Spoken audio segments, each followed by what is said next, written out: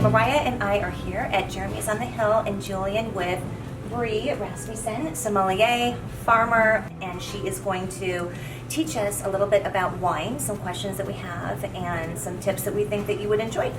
Yes, let's get started. Wonderful.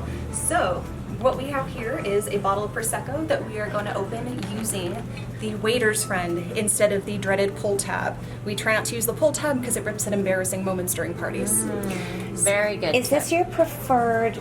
There's a lot of ways to, I mean, there's a lot of different, what would you call them? Wine openers. Wine openers? Yeah. Is that what you call them?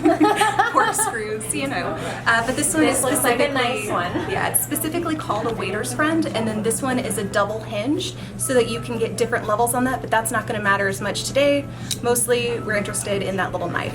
Yes. Is this desirable over other corkscrews for what reason? Table service. You got it. And just easy opening. And you can fit them in your pocket Yeah, too. even if you're at home. I love this one. Yeah, You got it.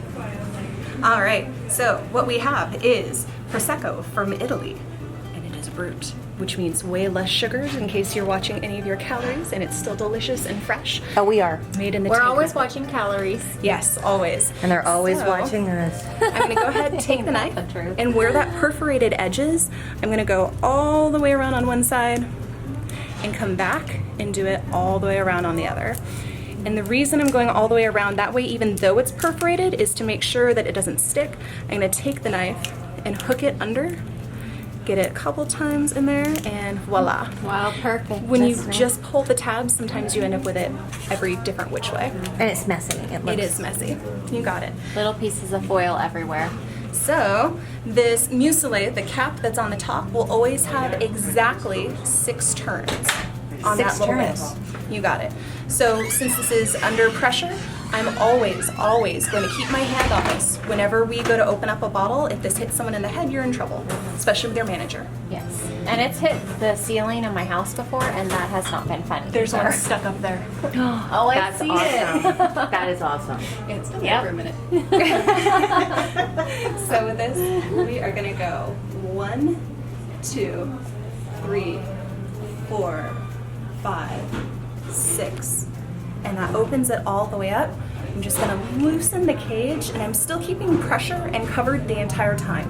This has about as many atmospheres of pressure as a truck tire. The other thing, if you don't serve it at the proper temperature, it's more volatile and will pop much more loudly. Okay. Proper serving temperature is 45 to 50 degrees on this. So, keeping Now- a firm grip on the bottle, I'm gonna rock this. What's your question? No, I was going to say, so how does that vary from the proper wine temperature for white wine or red wine? Just a little bit more chilled. Okay. Just a little bit. Just With slightly. red wine, around 55 degrees. Okay. So that had a nice gentle pop to it. Yes. Were you holding it? Keeping Just- pressure you were on it. keeping pressure Yes. on it. So that is the proper way. When it has the big pop, you know that you've opened it wrong, or that it wasn't stirred at the right temperature, or you don't mind wasting your wine. Which is Or you've already We had do too mind. much. We do. Oh, we mind. We mind. We mind. Don't waste wine. When you go to pour for your guest, you're just going to pour a small sample, and mostly the guest is just going to make sure that it's not corked. So any off flavors, anything like that, you would let me know. But also a good somm, you can kind of smell a little bit of this as you're pouring. So hopefully your somm tells you something smells funny. Okay, so now with the pour itself, with the sparkling or the Tastes champagne, delicious. you had the glass flat. So you're not tilting it in any Nope. way. You were just, and can you show me the angle of the bottle as to get not overflowing or anything? So we did her sample pour. Okay. So the trick now is to fill almost to the last 1/3 of the glass in one pour. One pour. One pour. Which is a very slow thing. You come in and you just watch the bubbles. So many people do tilt the They tilt glass. it. I think that's what, you've kind of been taught growing up. That Well, I don't know where you grew up, Meriah, drinking Prosecco. But I wish I had grown up there. yes, well, what can I say? Well, cheers. Cheers to that. Yep. Cheers.